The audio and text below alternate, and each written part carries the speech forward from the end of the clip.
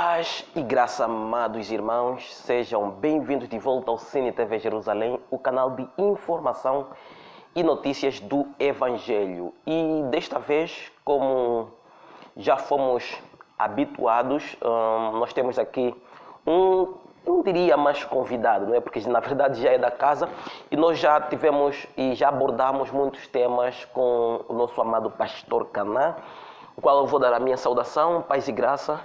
Paz e graça, Franco Campano. É um prazer estar aqui mais uma vez a tratar de um assunto como este contigo. Amém. Então, vamos diretamente para o assunto. Tendo em conta que nos últimos tempos vários eventos ao redor do mundo têm, vamos assim dizer, têm incitado até certo ponto a esse tema, e nós vamos falar sobre a questão da intolerância religiosa. Mas eu vou primeiro passar a palavra ao pastor Caná para que dê uma definição segundo aquilo que entende dentro da Igreja de Cristo, porque fazendo algumas leituras entende-se como intolerância religiosa a incapacidade de aceitar as diferenças, não é? E queria saber, será que existe dentro da Igreja de Cristo a intolerância religiosa? Bom, mais uma vez, paz e graças, nossos irmãos ouvintes deste canal. Dizer que é mesmo muito pertinente o tema que, de facto, o nosso amigo Capango traz hoje.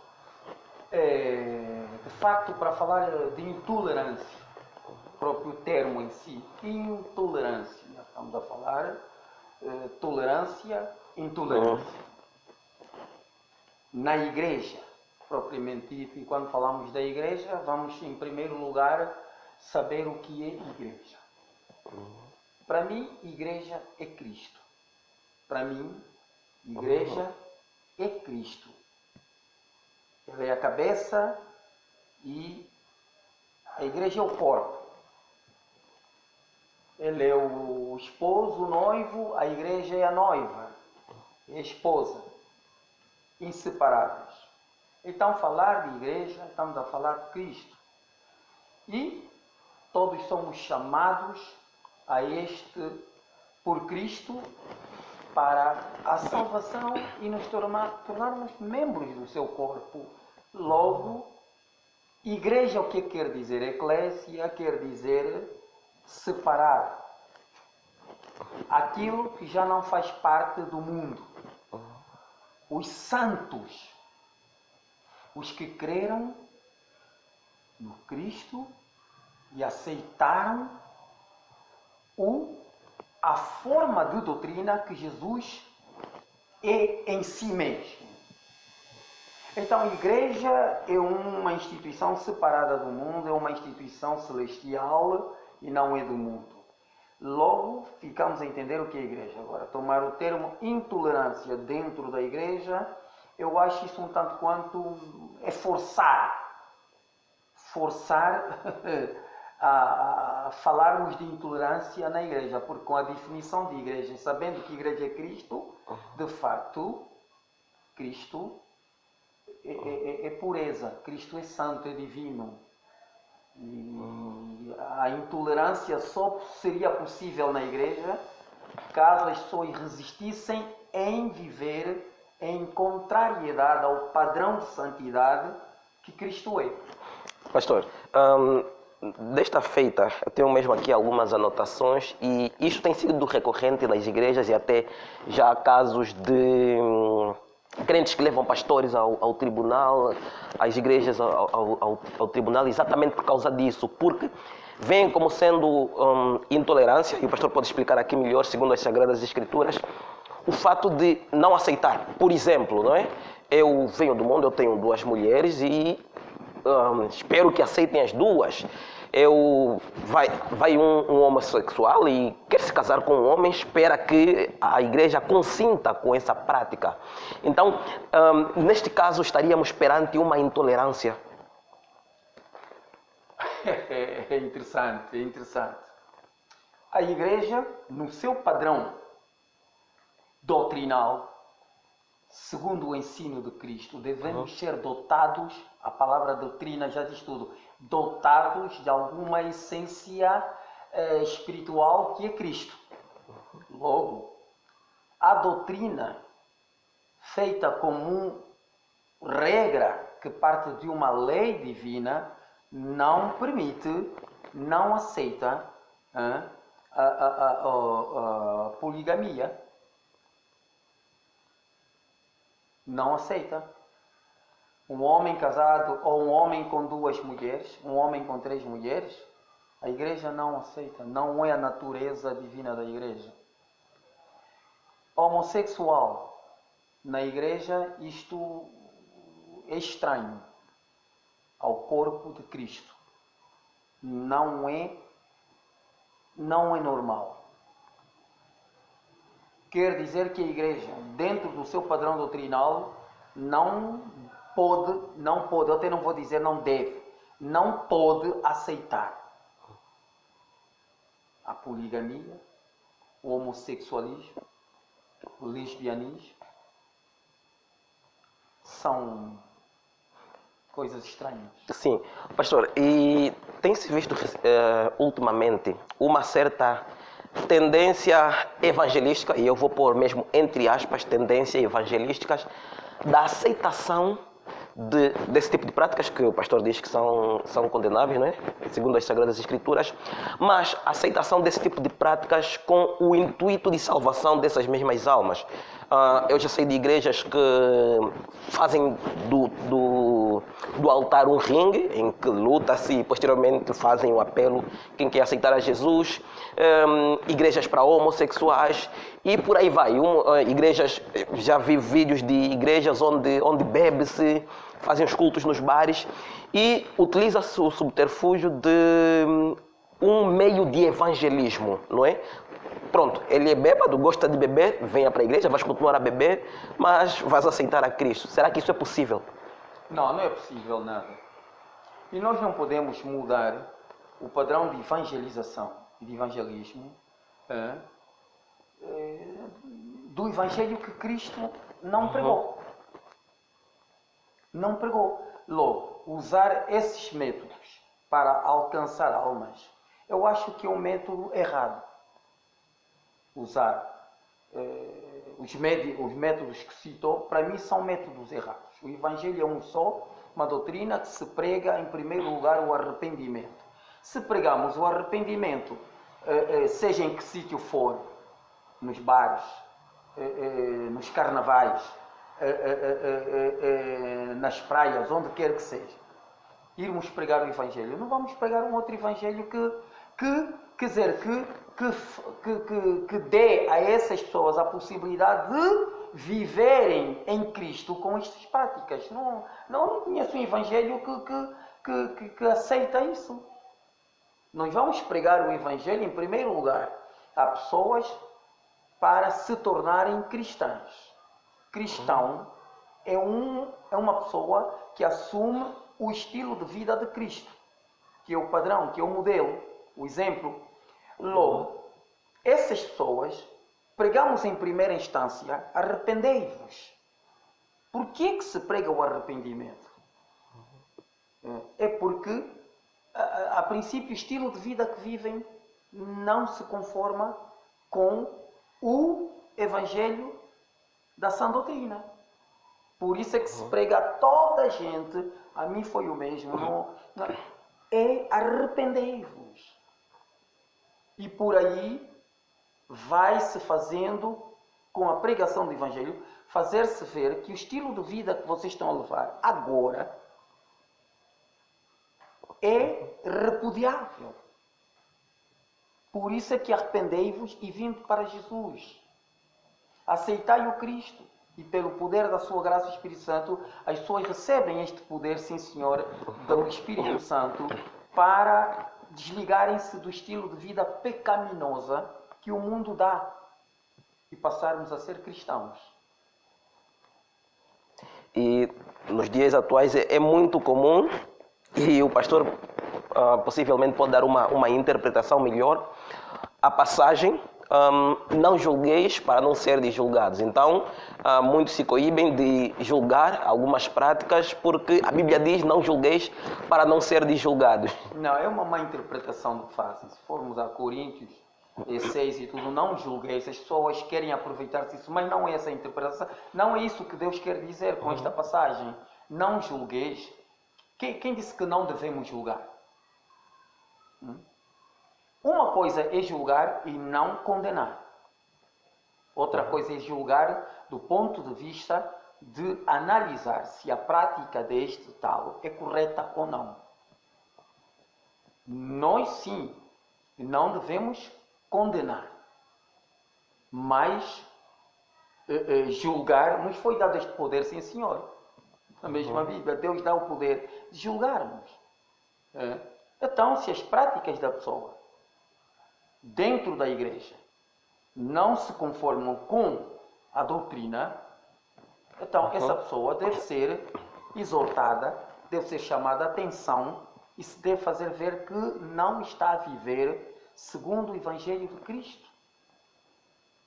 Que é uma coisa, já somos pecadores quando ainda não conhecemos Jesus. E depois de virmos para Cristo, estando inseridos no povo santo, que é a igreja, continuamos a desacatar com os princípios básicos e elementares que fazem um verdadeiro cristão. Você, quando está na igreja, ou entre os cristãos, dizendo que já sou crente, mas não anda segundo o Evangelho e a sã doutrina, você está a cometer um desacato. Um desacato é uma desobediência. Toda desobediência tem as suas consequências. Uma delas é que se morres em pecado, Deus não te recebe. Não sei, você morreu pecado. Qual é o salário do pecado? A morte. Romanos 6. É a morte. E qual é a prisão? A prisão dos que morrem em pecado. É o inferno. É a cadeia. Eu acho que as pessoas devem ter consciência disso. Não julgar quem disse. Está na Bíblia, quem disse que não devemos julgar? E, pastor, nessa questão do... eu chamaria de modernismo, esse modernismo cristão que está a haver, eu já ouvi de cantores famosos, um deles, vamos mencionar Antônio Cirilo, dizendo que o mundo mudou, ou falando do mundo moderno, e a igreja também tem que modernizar-se. E a modernização, obviamente, passa por aceitação de algumas práticas outrora condenáveis e agora passar a aceitar. Há um princípio básico do Evangelho de Gênesis Apocalipse. O Deus que é santíssimo, divino, não muda. Deus não muda. Malaquias 3, Deus não muda. No Novo Testamento, querem vir com o modernismo? Não é aceitável. A palavra de Deus é de todos os tempos. Ela não envelhece. Logo, sabemos também que Hebreus 13, por aí, está a dizer o quê? Jesus Cristo é o mesmo ontem, passado, hoje, presente e eternamente. Que modernismo é que você vai trazer para a igreja de um Deus que não passou e não passa? E que as coisas que hão de vir, a igreja já tem conhecimento antes das coisas acontecerem. Modernismo na igreja de quê? Pastor, e outra realidade que se vê muito nesses últimos dias, principalmente com maior incidência nesses últimos dias, tem a ver com, eu não sei se chamaria êxodo evangélico, em que muita gente tem abandonado as congregações, tem abandonado a Cristo e exatamente uma das justificativas é exatamente esta. Não me compreendem, pronto.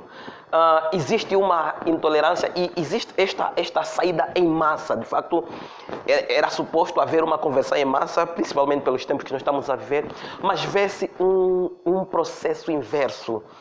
Como é que o pastor vê esse... não sei se eu vou chamar de fenômeno, isto que está a acontecer.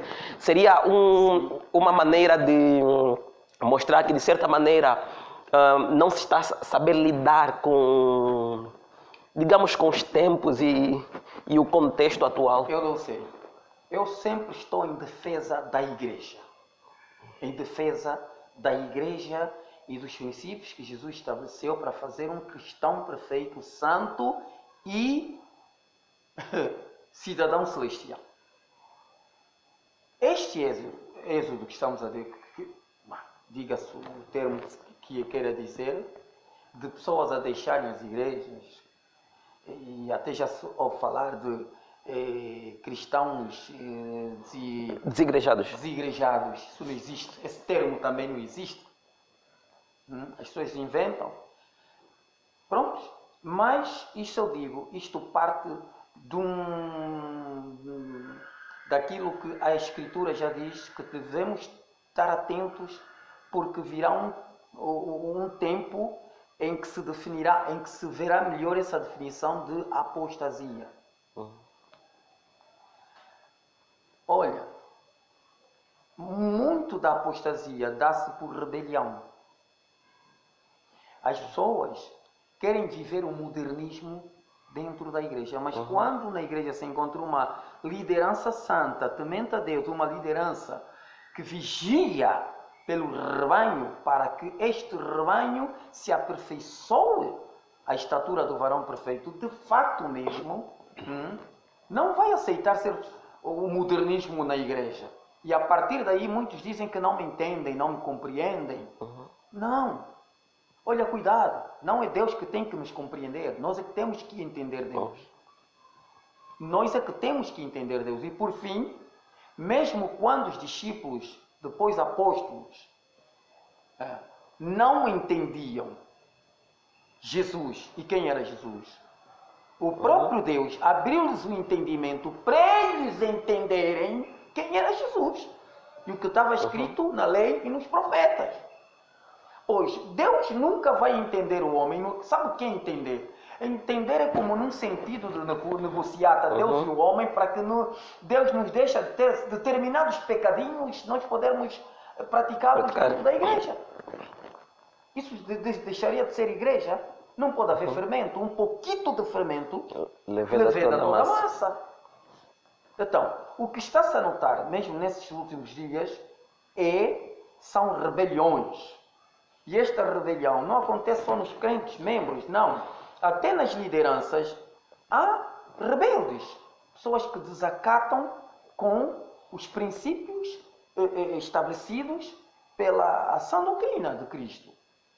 Então, indivíduos da liderança, sejam eles pastores, sejam eles ministros, diáconos, o que for, de facto estão em rebelião porque querem viver a sua maneira. E, pastor, nessa questão de rebelião, apostasia, parece que este êxodo dá-se muito mais nos locais onde é pregado a verdade do que onde é pregado a mentira. A mentira. Quer dizer, é uma coisa complexa. Aí falaste algo muito interessante também. De facto, onde se prega um evangelho, como se diz, e a Bíblia diz muito bem, Paulo alertou a igreja que olha, viriam outros evangelhos. Evangelho filosófico, teosófico e muitas outras coisas mais. Então, onde se prega de facto um evangelho que não salva, as pessoas acomodam-se. E as multidões vão para aí. Mas onde se prega a verdade, tal como ela é, este lugar vai sofrer, ou esta igreja vai sofrer a impopularidade. Vai sofrer isso. As pessoas não estão muito pela verdade. Exato. Pastor, nessa questão da intolerância, agora falando de uma maneira um pouco mais abrangente, tem-se visto o seguinte: tem havido uma certa maior tolerância, vou assim dizer, e daqui a pouco o pastor, como de sempre, vai mostrar os respaldos bíblicos para isso. Mas eu queria que o pastor desse essa explicação aos nossos irmãos. concernente a esta tolerância que há cada vez mais. Porque nos dias atuais fala-se muito sobre a questão do ecumenismo, não é? Ecumenismo fala sobre o Crislão, em que o Papa Francisco está em frente a isso. Fala sobre a questão de mesmo a união entre o cristianismo e política. E tem havido uma certa tolerância cada vez maior, e a frase que normalmente é utilizada é a unidade na diversidade. Exatamente. O que o pastor tem a dizer sobre isso? O ecumenismo, se for do ponto de vista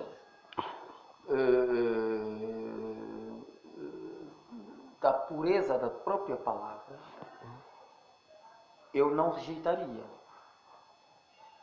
Mas este ecumenismo que se pretende e que já é uma realidade fora da igreja, fora da igreja já é uma realidade, não expressa aquilo que de facto o Evangelho de nos requer. É dizer, quer dizer, a unidade na diversidade. Um mundo de diversidades, mas cada um com seu Deus, unidos, quer dizer, unidos com uma diversidade de deuses. Porque os deuses aí é que fazem a diversidade, unidos na diversidade. Os diversos deuses, quer dizer, cada um adorando o seu Deus com a sua religião, mas unidos. Impossível. Não é possível. Por isso é que Jesus veio e chama-nos do mundo para fora. Para fora. Para fora. É a igreja, é a eclésia, quer dizer, chamados para fora do mundo. Jesus ainda diz: não vos fazeis amigos do mundo. São Tiago 4. Não.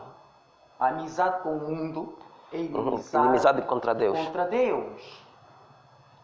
Logo, não significa dizer que nós não estejamos no mundo, estamos no mundo, mas não podemos ter a forma do mundo. Então, a unidade da diversidade não é possível no Evangelho.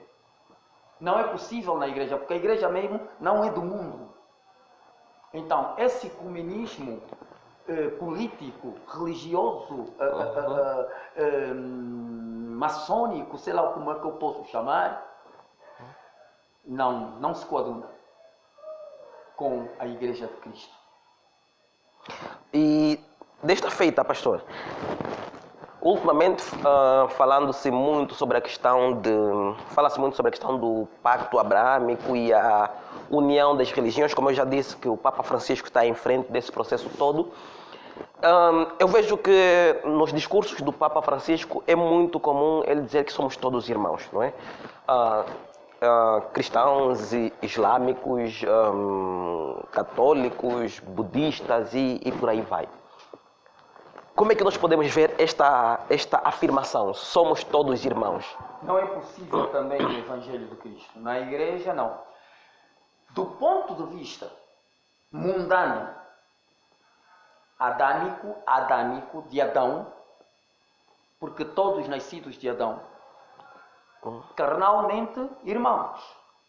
Europeu, africano, asiático, americano, o que for, viemos de Adão. Aí tudo bem, deste ponto de vista. Mas do ponto de vista, agora, nascidos de novo, regenerados pelo sangue de Cristo, já não somos irmãos com aqueles que permanecem no mundo, com os filhos de Adão. Porque agora somos filhos de Cristo, nascidos de novo, nova criatura. Por isso, é uma filosofia papal, uma filosofia do ecumenismo, buscam filosofias que nos tragam conceitos de nos levarem a crer que é possível, mas não é possível com a Igreja de Cristo. E se olharmos o Papa e dizermos que o Papa é cristão e que o Papa representa a Igreja de Cristo, isto é um engano. A Bíblia não nos faz e nem nos diz que a Igreja Católica Romana é a Igreja de Cristo. Como se diz, foi a primeira igreja. Foi a primeira igreja, não. Isto é mentira. nunca foi a primeira igreja. Porque antes desta igreja existir, a igreja já existe, que é o próprio Deus. E Pedro foi o primeiro Papa. Pedro nunca foi romano, Pedro nunca foi católico. E ainda tinha mulher, Pedro. E Pedro tinha mulher. A Bíblia afirma que Pedro tinha sua mulher, porque a Bíblia afirma que tinha a sua sogra estava aí. Uhum.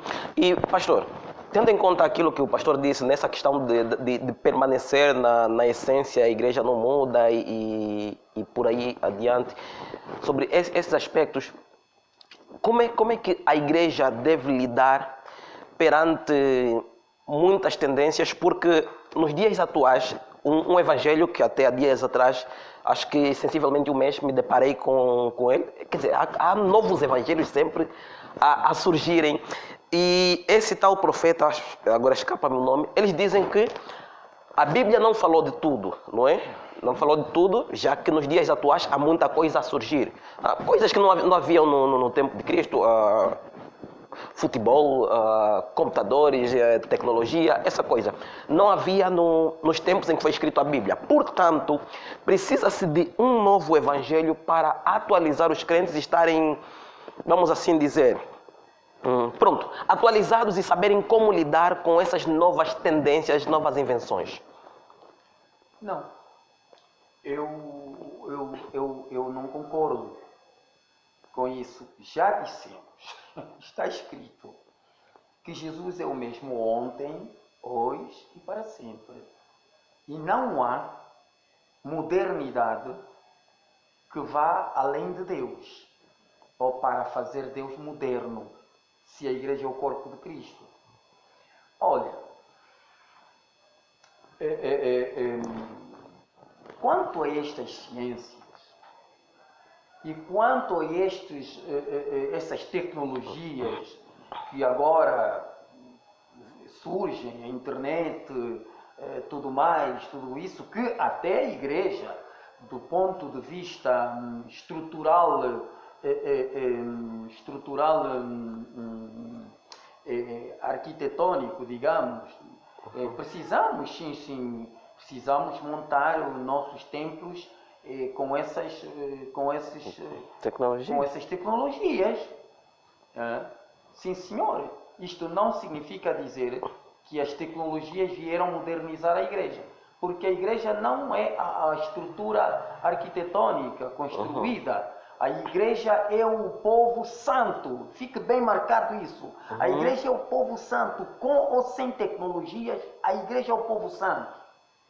Logo, as tecnologias são apenas algumas ferramentas para facilitar o trabalho na sua, digamos, nas suas correspondências. Mas não é a tecnologia que vem fazer a igreja moderna. Não. É como dizer, não é a academia que faz o homem, mas é o homem que faz a academia. Quer dizer, não é a tecnologia e os novos conceitos da modernidade, essas coisas todas que fazem a igreja. Porque a igreja já é a igreja por si mesma, que é Cristo em si. A igreja tem o conhecimento de todas essas coisas que haviam de vir. Mas Jesus não disse que essas todas ciências e tecnologias que haviam de vir, que tomassem posse da igreja. E que a igreja andasse à luz da ciência e da tecnologia. Não encontramos na Bíblia. Jesus já disse, em Daniel 12, já está a dizer que a ciência se multiplicaria. A ciência. Este termo encontramos também no jardim, em Gênesis, quando diz da árvore do conhecimento, que quer dizer a árvore da ciência, do bem e do mal. E do mal. A árvore da ciência do bem e do mal. Logo Daniel vê que Deus demonstra que tempos viriam que esta ciência se multiplicaria quer dizer, do jeito que estamos a ver agora. Das quânticas, dos 5Gs e 7Gs, sei lá o que ainda vai sair. Logo, não é possível ainda em 2 Timóteo 5, versículo 20 e 21. A Bíblia chama disso a falsamente chamada ciência. assim. A falsamente chamada ciência. Logo, são os instrumentos, sim, que a igreja pode fazer uso, mas estes instrumentos não vêm dar à igreja o sentido dela ser igreja. A igreja com ou sem essas coisas, ou digo mais, a igreja sem essas tecnologias é sempre igreja. Logo, nós temos que vigiar de tal maneira a que essas modernidades não venham a tirar a essência da espiritualidade da igreja. Porque senão vamos entristecer o Espírito Santo. Vamos entristecer o Espírito Santo. Os nossos irmãos, quer profetas, quer os apóstolos, cuidaram da igreja, desenvolveram os serviços, quer sociais, quer espirituais, da igreja, sem essas tecnologias.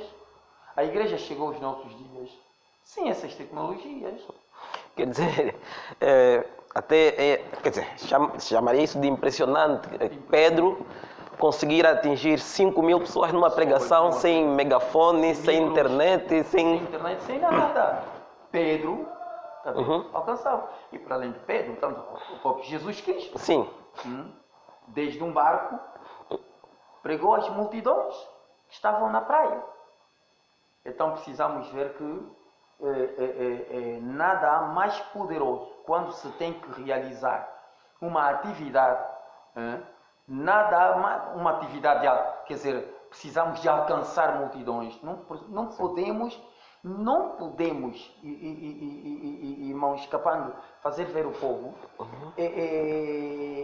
digamos, ignorar o poder do Espírito Santo. Ele é o mesmo ontem e hoje. Se foi com Pedro e alcançou mais de 5.000, 10.000 pessoas, sem micro, sem assistência, por que não faria nos nossos dias?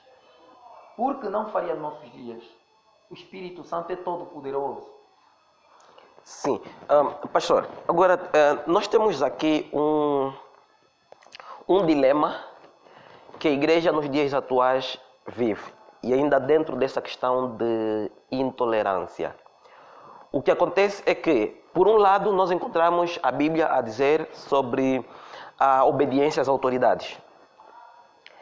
E nessa questão da obediência às autoridades muitas das vezes decretam determinadas leis. E, por vezes, nós, ou a igreja de uma maneira geral, encontra-se num dilema entre o que é legal e o que é pecado. Neste caso, vê-se muitas das vezes determinadas igrejas adotando determinados tipos de práticas porque legalmente é aceitável. Porque a lei diz assim, a lei permite, por exemplo, que homossexuais se casem, a lei permite que se faça isso, a lei diz que faça-se isto e aquilo, e a lei dos homens sempre vão sendo implementadas novas leis e por vezes existe esse confronto entre o que é legal e o que é pecado. O que é que o pastor tem a dizer sobre isto? Eu diria uma coisa. É um confronto mesmo. Sim. Porque os poderes da terra, estamos a dizer, os poderes da terra, visivelmente, nós temos os governos. Os governos, sim. Politicamente falando, têm o poder e eles impõem o que eles acharem que deve ser. Assim, o que eles acharem. Muitas vezes, o que um conselho de homens, nesse caso vamos dizer os parlamentos, sim, que é um conselho de homens, esses homens podem estar errados. Porque o que eles vão fazer, após feita a coisa, ver-se que esta coisa está em contradição com princípios da lei de Deus. Logo há um confronto. Você está na terra, agora é entre Deus e entre o governo, que estabelece leis. Sinceramente, eu não posso ser a favor de uma lei que respalda ou permita o nudismo. Eu não sou de acordo. Eu não sou de acordo a uma lei que dê liberdade aos homens de homem com homem, mulher com mulher. Não estou de acordo com esta lei. Mas já existem essas leis? Já existem. Já existem. Eu perguntaria ao homem e à mulher que sentaram neste Parlamento para fazerem essas leis, que tipo de homens e mulheres são essas que sentaram aí? Que doutoramento fizeram na vida? Que academia estudaram? Isto é um confronto e é um atentado diretamente a Deus. A Deus. Então, eu não concordo. Eu não concordo. Sinceramente, vamos supor, cientificamente,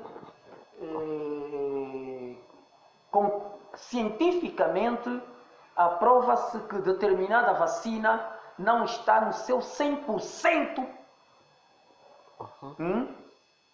boa para se vacinar as pessoas. Que cientistas da mesma área também dizem que não, esta vacina não está nas mesmas condições para se vacinar as pessoas.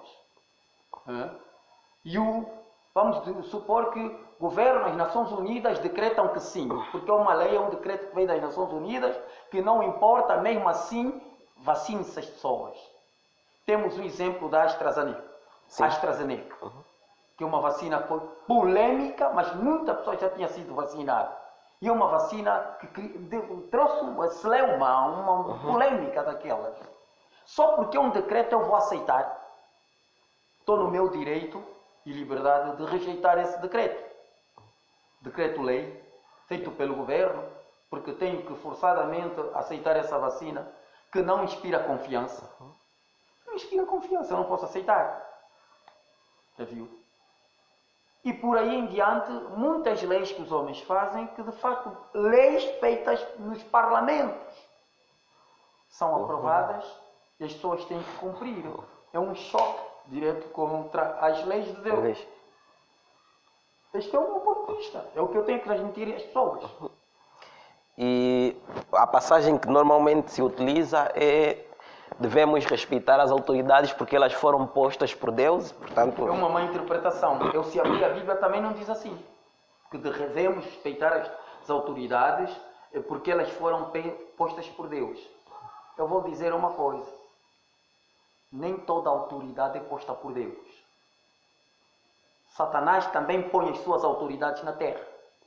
Porque até não vamos entrar em contradição com... A palavra não se contradiz. Jesus Cristo disse o quê? O mundo jaz no maligno. E quem governa este mundo é o príncipe deste mundo. Logo está a dizer que, sinceramente, eu não vejo governo na terra posto por Deus. É uma má interpretação que fazem desta passagem nas Sagradas Escrituras. Pastor, desta feita nós encontramos este momento um pouco, digamos, um pouco complexo que nós estamos a viver, não é? Com os lockdowns, essa coisa toda. E de uma maneira geral eu vejo que as congregações foram atingidas por esta pandemia. A limitação do número, distanciamentos sociais, uso de máscaras e um conjunto de requisitos que foram determinados por causa deste momento atual que nós estamos a vivenciar. E nisto nós começamos a ver novas leis a surgirem, não é?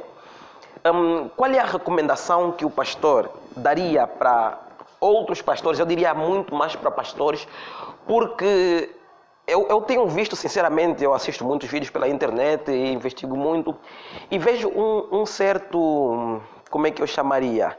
As pessoas estão meio perdidas, e eu diria, principalmente por parte de pastores que são responsáveis por conduzir o rebanho, exatamente, estão meio perdidos, sem saber o que cumprir, o que não cumprir, como agir perante esse contexto atual no qual nós vivemos.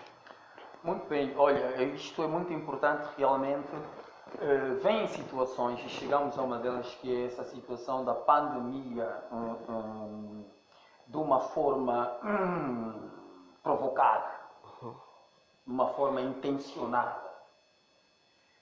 E tudo isso, deixar claro que isto faz parte dessa pandemia, por isso que eu digo de uma forma provocada, intencionada, porque isso faz parte, consta na agenda global dos homens lá de cima. E dizer com base nisso, olha, esse contexto que estamos a viver agora veio para abalar e, sobretudo, criar instabilidade dentro mesmo das igrejas. Instabilidade, desequilíbrio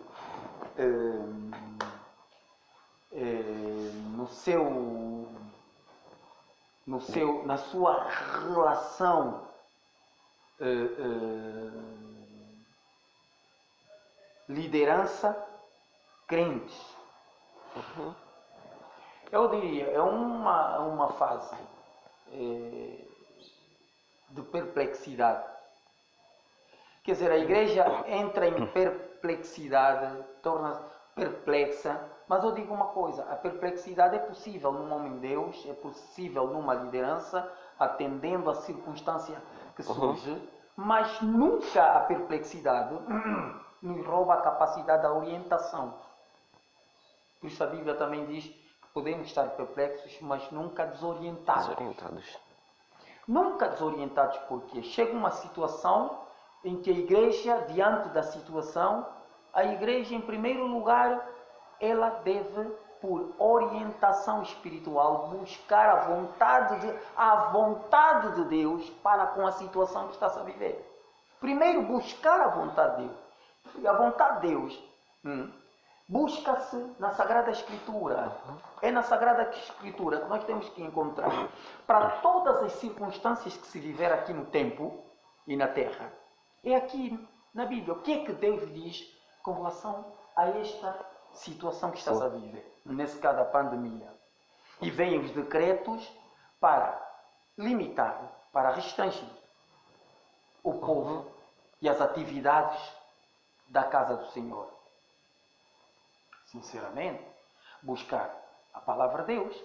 A palavra de Deus tem orientação para nós com relação às máscaras. Tem orientação. Se formos em Êxodo, Levíticos, Coríntios, vamos encontrar orientação com relação a máscaras. O que é que Deus diz com relação a isso? Moisés passou por essa situação em que, para entrar na presença de Deus, Moisés tinha que tirar a máscara. Nesse caso, naquele tempo, chamava-se o véu. Josué, mesma coisa. E encontramos na Nova Aliança também a mesma coisa. O povo apresenta-se com cara descoberta. É um aspecto. Vamos à questão, prontos, o medo com relação ao vírus, à pandemia. Povo de Deus. Isso tem de facto beliscado bastante a relação interpessoal. Quer dizer, interpessoal. Sim, meu irmão, tem sido desse jeito. Nos deram, por exemplo, regras de como até lavar as mãos. Eu acho lavar as mãos não precisa se ensinar. Sim. Não precisa ensinar. Eu acho aquilo engraçado. Quer dizer, é um absurdo. Um absurdo. Nos impuseram essas regras todas. Lavar as mãos assim e não sei o que. Tudo isso. Olha, vamos buscar a orientação do Espírito Santo para nos dar interpretação dessas coisas. Você encontra essas coisas na maçonaria. A forma de lavar a mão, como hoje estão a ensinar na... Não. É maçonaria. Isso são rituais. Vamos lá ver a maneira de saudar agora. Povo de Deus, os servos de Deus, onde se encontra agora com aquele cinismo de não me encoste, não sei o quê. O saudar é isso. Você sabe o que é isso na maçonaria? Quer dizer a pandemia provocada intencionalmente para trazer novos hábitos, novos costumes, quer dizer, O novo normal. o novo normal, é trazer um novo estilo de vida que nunca tivemos antes. É aceitarmos isso. Estamos aí todos a dar a mão assim, fazer aquilo. Olha, isso é um cinismo que entrou no nosso seio. E digo mais para nós, os cristãos, que somos a igreja. É preciso não somente nos submetermos a decretos e leis que vêm, sei lá de onde, ou OMS, ou Nações Unidas, ou sei lá o que, dos Illuminatis, mas é necessário, antes de nós aceitarmos determinadas leis dos homens, buscar a orientação de Deus, pelo Espírito Santo, para não transformarmos a igreja num antro maçônico. Eu acho que, Capanga, de fato mesmo, aproveitarmos o tempo, se abríssemos aqui as escrituras que temos tanto, nós hoje não sairíamos daqui. Espero estar contigo aqui uma próxima vez. Sim. Mas aquela vez só vai ser para abrir. E, Capanga, e trouxeste uma questão muito, muito séria. Sim. Envenenou a igreja. Pois, de facto, pastor, o medo tomou posse de tal maneira das pessoas que há pessoas que, sei lá, deixaram de ser literalmente cristãos. Deixaram de ser cristãos por causa do medo extremo que foi criado com essa situação. Capanga, lideranças inteiras dividiram-se. Porque uns, por causa do medo, acharam que a liderança está a ser intolerante. Por causa desses novos regulamentos. Sim. E muitos afastaram-se da liderança por medo ao contágio. Por medo ao contágio. Aí é que entramos também na questão mesmo da intolerância. Porque, escutem bem, meus amigos, definição de intolerância quanto à igreja. A igreja nunca foi intolerante. Intolerantes são todos os que resistem ao padrão doutrinal de santificação. Esses que resistem são os intolerantes e abandonam a igreja. E quando abandonam a igreja, fazem-se de vítimas. Sim. De que não fui aceito por causa disso e aquilo. Não, senhor. A igreja em si é que é tolerante, porque na igreja encontramos muitas pessoas com um estilo de vida ainda não mesmo digna de fazer glorificar o nome de Cristo. Sim. Por isso é que Jesus também diz que por muitas das vossas práticas o meu nome é blasfemado. E isso é porque somos nós, irmãos. Se Jesus Cristo estivesse em carne e osso a dirigir a igreja até hoje, irmãos, eu não sei, aí diriam, se mesmo com as escrituras já dizem que Jesus foi intolerante, mas ele foi o mais tolerante. Para mim, eu acho que o termo tolerante, ou intolerância,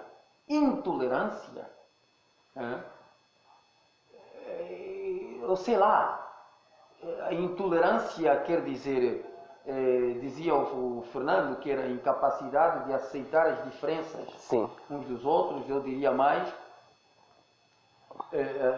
a intolerância é o recusar a diferença, recusar de uma forma compulsiva a diferença do outro. Mas vamos agora para tolerante. Jesus Cristo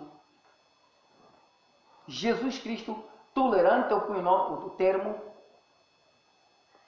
pacífico. Uma pessoa tolerante, pacífica. E Jesus veio e definiu o que era o seu reino. Reino de paz, justiça e alegria. Por isso, os que se queixam de intolerância é um pretexto apenas. São pessoas que não querem se adequar ao padrão de santidade que Deus exige para ser cristão. E por não aceitarem, eles desacatam com as orientações da liderança. Desacatam. Querem introduzir outras formas que para eles são acomodativas na igreja. Querem se acomodar, como já disse o Fernando, 2 mulheres, ou de qualquer maneira quer vir. Eu quero abandonar minha mulher, quero tomar uma outra mulher, porque aquela ali, essa minha mulher é rebelde, essa minha mulher é ranhona. Não, não pode, a igreja não pode aceitar isso. Não há adultério, não há ameaças de morte, não há nada, não há violência. Você quer deixar a mulher por quê? Quer deixar o marido por quê? Se ele não adulterou, se ele não é violento, se não tem, a tua vida não corre risco. Então, são vaidades da vida, é a carnalidade, é querer experimentar várias concupiscências. Sim. Pastor, um dos grandes problemas também que tem havido nas congregações tem sido com, eu não sei se chamaria tolerância ou intolerância. Nesse caso, eu vou tomar 3 aspectos: acadêmica, racial e social. Acadêmica, porque eu vou falar, por exemplo, de um caso em que determinado pastor, numa congregação, né, o pastor anterior provavelmente foi trocado, e o que veio a seguir, ele foi rejeitado pela congregação porque ele não tinha o ensino superior concluído. E as ovelhas, sendo maioritariamente pessoas que já terminaram a faculdade, pessoas formadas e pessoas até muito bem socialmente, ele foi rejeitado. E a liderança da igreja, não é, consentiram com isso, tiraram o pastor e posteriormente puseram um pastor que já terminou a faculdade e por aí adiante. E isto tem sido uma tendência, essas separações, tanto raciais, não é? Tanto mais que nos dias atuais vê-se que existem igrejas que são características de tal área do país, ou social, porque existem os que mais têm e os que menos têm. E também esta questão acadêmica, estas separações que existem, em que uns são menosprezados por causa desses 3 aspectos que eu disse aqui. Esses 3 ou quase 4, eu diria, são elementos que eu diria que empobreceram a igreja. Tornaram as igrejas, não quero dizer empobreceram a igreja no sentido concreto de que a igreja universal de Cristo, a igreja universal no sentido de que Cristo é o Deus universal, é o Deus que criou os céus e a terra, mas dizer algumas igrejas entraram nesta crise, não desenvolveram espiritualmente, passaram do espiritual ao carnal, que isso tudo é carnalidade, quer dizer que não entenderam a vontade espiritual de Deus e introduziram essas vaidades, digamos, vaidades. E são vaidades mesmo. Porque afinal de contas, se eles são de Cristo e seguem Cristo e têm o padrão de conduta que é a Bíblia, a Sagrada Escritura, então não tinham necessidade de se apegarem a essas coisas, porque de facto a igreja é guiada pelo Espírito Santo na pessoa que Deus elege. Um pastor que não tenha a faculdade feita, mas que é um homem com a revelação de Deus, guiado pelo Espírito Santo, vale muito mais que qualquer PhD, que qualquer doutor. Vale muito mais. Por isso Jesus, para confundir os homens, Jesus pegou um iletrado, que é Pedro, e lhe fez apóstolo presidente do conselho da direção da igreja. Quer dizer, e ele próprio também não passou na escola. E Jesus Cristo nasceu e não passou por uma escola, mas estava no meio dos doutores, com 12 anos de idade, a dar uma lição de vida. E admiravam um menino.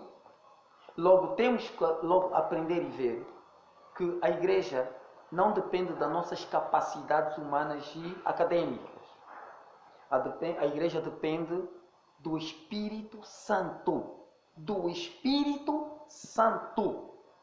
Quando a pessoa é eleita, escolhida por Deus para dirigir um povo, ele vai dirigir pelos poderes, pela virtude do Espírito Santo. E Pedro, como iletrado, até certo ponto escreveu Sim. as epístolas. O Espírito Santo é o mesmo, não mudou. Nos nossos dias é o mesmo ontem, hoje e eternamente.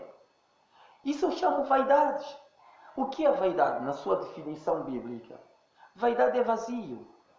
Por isso é que muitas igrejas estão vazias em termos espirituais. Eles são guiados pela letra, mas não pelo Espírito. E a letra mata. Sim. E o Espírito vivifica. Logo, é uma pena muito grande, Fernando, essa experiência que já tiveste, também eu já tive. Por países que já passei. Já vi essas situações. Já fui chamado para participar em conselhos onde a questão era esta. O pastor está a ser rejeitado porque não é acadêmico. Porque não fez faculdade. Ele não fez faculdade.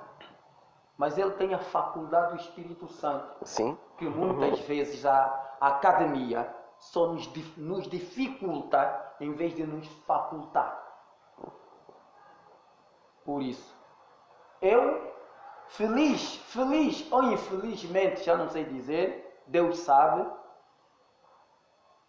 passei pela escola, pela academia, o Fernando também. Sim. Por isso é que eu digo feliz ou infelizmente, mas graças ao Deus que nos criou, esta nossa faculdade não foi um impedimento para abrirmos o coração a Jesus. Sim. E não nos valemos da academia, mas sim nos valemos do Espírito Santo e da sã doutrina pela qual somos guiados. E pastor, isso é curioso porque eu vejo que a academia dificulta muito mais do que facilita a aceitação do Evangelho.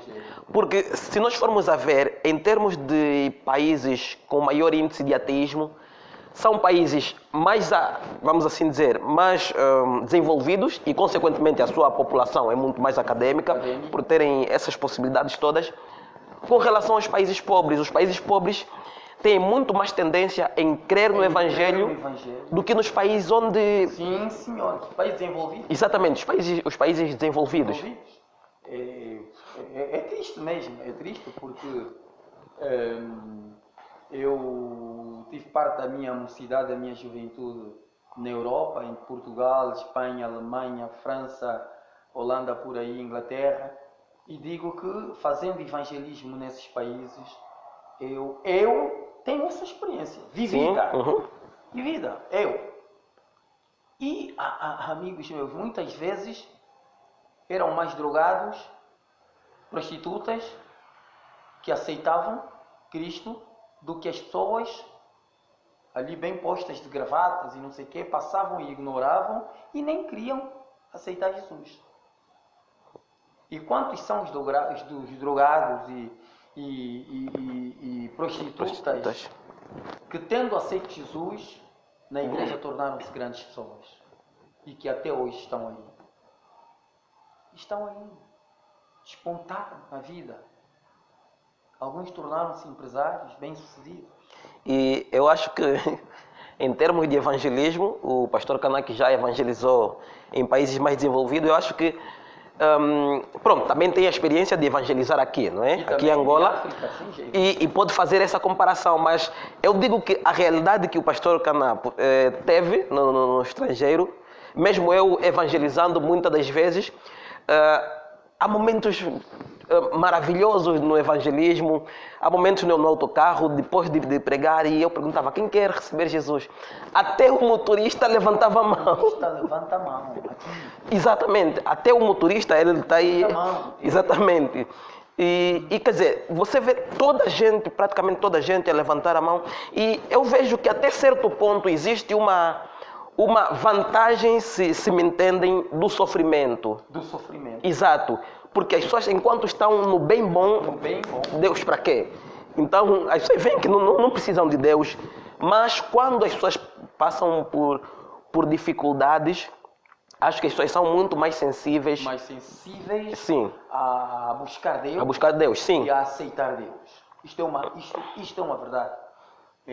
Com base nessa experiência, muitas vezes é só que o Espírito Santo nos consola e nos conforta a alma. Mas evangelizar na Europa não é fácil. Evangelizar na Europa não é fácil. O povo europeu despreza muito o Evangelho. Pouco quer saber de Deus. Mamon é o Deus. É o Deus social. Tem-se emprego, está-se bem financeiramente, os bancos fazem empréstimos quando se quer, tudo isso. Os bens são adquiridos por meios de vales e não sei o quê, créditos, e você pode mobilar e pode comprar a tua casa à base de créditos, não sei o quê, para pagar a posterior. E isso as pessoas pouco precisam de Deus. Mas aqui em África, pelo menos os dois países, um deles o país onde nasci, Angola, e o outro Congo, aqui ao lado, é uma maravilha. Sim, a de facto. A evangelização é uma maravilha. De facto, um dos países, ou talvez o país em África, que é o mais... Pronto, é de tirar o chapéu, eu diria, nem diria Angola, diria o Congo. O Congo. Porque mesmo, exatamente, dificilmente nessa questão de evangelismo, um congolês a rejeitar não tem o tempo. Isso eles sempre respeitam, são sempre respeitosos e é de tirar o chapéu. De fato. Eu digo até nas praças, nos mercados de Angola que já entrei, sempre dentro dos mercados, quem eu vejo e ouço a evangelizarem são congoleses. Sim. É muito frequente. Mercado do rock, quando era o rock, sim. Já lá fui. Em vários pontos estão eles a evangelizar. O mercado do Asa Branca, o mercado dos congolenses e ali no Kikolo. São sempre eles a evangelizar. E eu digo mesmo, a fé no Congo é uma coisa induvidável. Quer dizer, induvidável. Não se duvida. Sim. Os congoleses buscam Deus e eles gostam de se congregar. Em qualquer país onde eles vão, até na China, sim. Tem igreja deles. Igreja cristã dos congoleses. Isso é coisa. Então, Fernando, eu até certo ponto digo que esta pandemia veio e a crise que ela trouxe, eu digo até, quer dizer, há males que vêm para bem. Há males que vêm para bem. É com esta pandemia que também estamos a ver muitos empresários hoje a entrar em crise. Quer dizer, e a buscar em Deus. Sim. Hoje há muito mais angolanos a buscar em Deus e igrejas do que no passado. Sim. Porque houve uma chuva de dólares. Era o Deus dos angolanos. Todo mundo tinha dólar. Sim. E prontos. Todo mundo ganhava comissões. E tudo isso acabou. Acabou. É um Deus que fugiu. Mas temos um Deus que é presente em todo o tempo. Em todo o tempo Ele é conosco. E graças a Deus, evangelizando, nós temos angolanos a buscarem, a aceitarem Deus. Pessoas que nem sequer se lhes foi pregarem a sua porta, mas saíram a buscar a igreja. Pergunta-se quem lhe convidou. Não, eu mesmo pensei que tenho que ir à igreja e ninguém me falou, ninguém me pôs e vim. Oh, glórias a Deus. Sim, e eu recentemente também tive uma experiência semelhante de pessoas que buscam a Deus mesmo sem serem evangelizadas. E chega e confessa e diz, eu quero mesmo seguir a Cristo. Pronto, e vê-se que de facto Deus tem trabalhado nesses últimos dias, enquanto temos aquela situação do êxodo de pessoas descontentes, não é? Mas por outro lado também existe essa realidade de pessoas que têm crido nesses últimos dias. E eu tinha visto um vídeo de... Eu acho que foi no Brasil. De determinados jovens, eles fizeram uma espécie de pegadinha, mas é mais experimento social, como chamam. De um jovem, ele, pronto, inicialmente vestiu-se como mendigo e entrou para uma igreja e disse que queria falar com o pastor. E a pessoa que lhe recebeu disse, não, o pastor não tá disponível, ele não está presente, ok? E ele saiu daí, vestiu-se a rigor e apareceu no mesmo local, poucos minutos depois, e o pastor, que não estava, misteriosamente apareceu para o receber e estava disponível para lhe receber. E uma coisa, no momento em que ele apareceu como mendigo, ele dizia, não, eu quero mesmo falar com o pastor. E a pessoa que lhe recebeu até lhe ameaçou de tiro. Sai daqui ou senão levas um tiro. E essa é uma realidade, é uma tristeza. É uma tristeza dessa... Mas está a acontecer mesmo. Sim, está a acontecer. É triste, mas está a acontecer, é verdade. É. Está a acontecer. E, pastor, estamos mesmo na reta final. Eu gostaria de deixar umas 3 passagens bíblicas. Sim. De Provérbios 22. Provérbios 22, 28. Provérbios 22, 28. Para vermos quanto a essa questão da intolerância, que devemos, de facto, ter o máximo de cuidado. Que ninguém vem para a igreja converter ou fingidamente convertido. E se for chamado à liderança da igreja, se for... Porque, Capanga, uma coisa eu tenho, por experiência nestes longos anos em Cristo, eu sempre vejo que intolerância é daqueles que querem infringir os princípios básicos doutrinais. Esses que são intolerantes. E depois dão-se de vítimas. Como dizer também que rebelião sempre também parte da liderança. Sim. Em toda a instituição, e nesse caso falando de igreja, a rebelião parte sempre dos da liderança. É sempre alguém que já chegou à liderança, que agora acha que já tenho capacidade ou poderes de influenciar alguns membros da igreja a seguirem os seus conceitos, as suas tendências, formatar mentes para rebelarem-se contra a igreja, quando a tendência desse indivíduo que está na liderança é fazer crentes em pós si. E é muito perigoso, porque nós devemos acatar com os princípios que Deus manda na igreja. Por exemplo, em Provérbios 22, versículo 28, Deus diz assim: não removais os antigos limites que teus pais puseram. Nesse caso, primeiramente, pai está a dizer os patriarcas. Sim. Patriarcas que receberam de Deus, o padrão religioso que Israel e os filhos de Israel haviam de seguir e cumprir segundo a lei de Moisés e os profetas. Quer dizer, são esses pais que tinham que implementar esses princípios que passariam de geração em geração até chegar à nossa. E não removais os antigos limites que teus pais fizeram ou estabeleceram. Você encontrou, não venha com pretextos de que não foi a geração passada, nós somos jovens, temos que remover e pôr novos limites. Por isso é que está a dizer aqui, limites. São mesmo limites. Ninguém vai além desses princípios estabelecidos pela lei. É isso que muitos querem fazer, que o Capanga aqui colocou. O modernismo dentro da igreja. Quer dizer que o pastor também tem que vir de brincos e de tranças.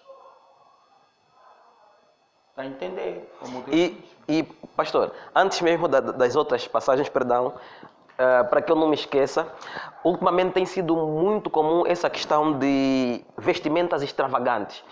Pastores com cortes extravagantes, brinco, calças rasgadas e por aí adiante. E o pretexto é Deus se importa com o coração. Deus se importa com o coração? Não. Uma coisa é o exterior, na maioria das vezes, revela o que é o interior. É isto. Porque quando por dentro somos muito bem organizados, é o que vai se manifestar fora. Sim. Então nós podemos conhecer muitas vezes a árvore pela sua fruta. E Jesus disse isso. Sim. E conhecereis a árvore pelos seus frutos, sim. Pelos seus frutos. Logo, muitas vezes, olhando uma árvore sem frutos ainda, até podemos achá-la uma árvore bonita e boa. Sim. Mas depois de dar o fruto, que vem de dentro, e provamos o fruto, esse fruto não... Sim. Automaticamente rejeitamos. Sim. O fruto não presta. O fruto vem de dentro. Por isso Deus chama-nos muito ao nosso coração. Então, Deus aqui está a dizer para que não removemos os limites que os antigos estabeleceram. São os pilares estabeleceram. São os pilares, a base. Nós não podemos tirar a base, nem os pilares que seguram tudo o resto que está por cima. Nós podemos também encontrar em 1 Provérbios de Coríntios, por exemplo, 1 Coríntios, capítulo 10. Não, perdão, Coríntios 1. 1 de Coríntios 1. Sim. 1 Coríntios 1.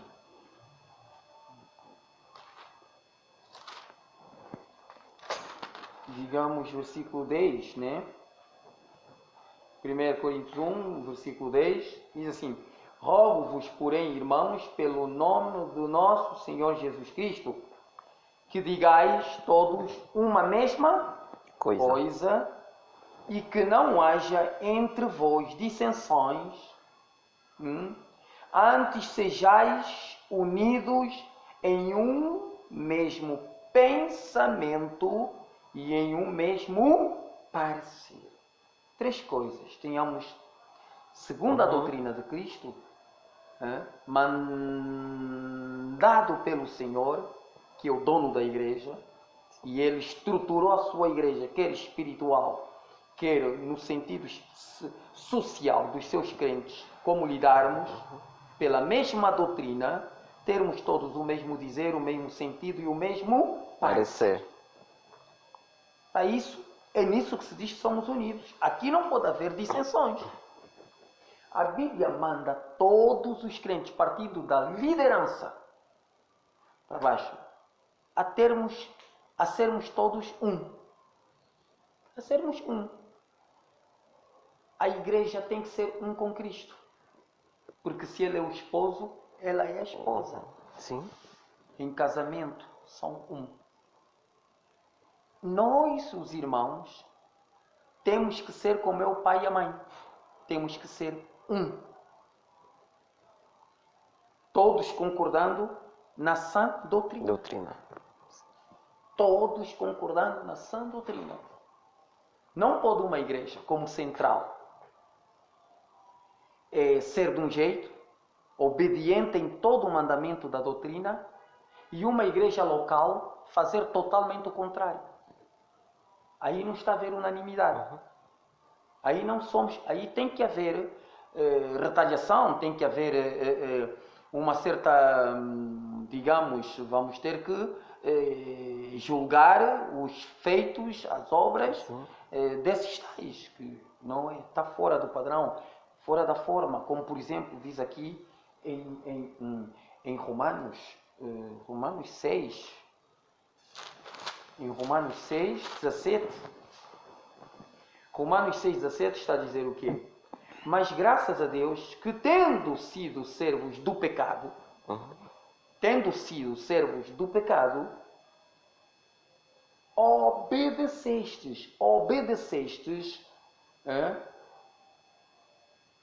obedecestes de coração à forma de doutrina a que fostes entregues. E libertados do pecado. Libertados, porque a verdade liberta, não Sim. é capaz. Se você está na verdade e você confessa que está na verdade, tens que mostrar então as virtudes da verdade. Uma delas qual é? Libertação. Libertação do velho homem. Porque agora fomos, olha aqui, é lindo a palavra, fomos entregues.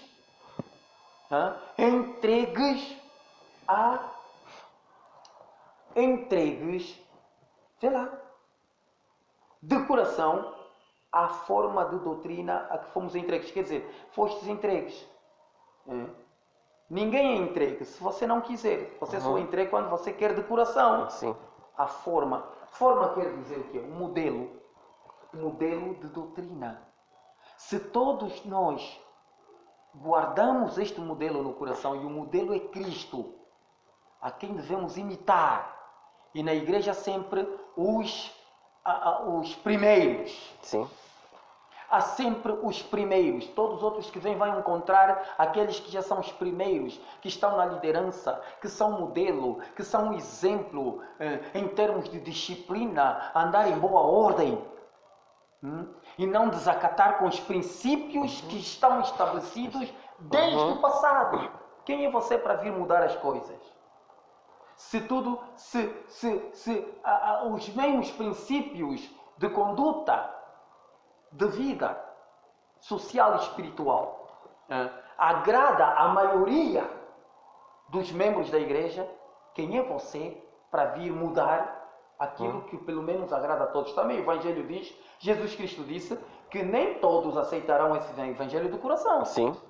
Também o Evangelho diz que, de facto, uns serão joio E outros trigo. e outros trigo.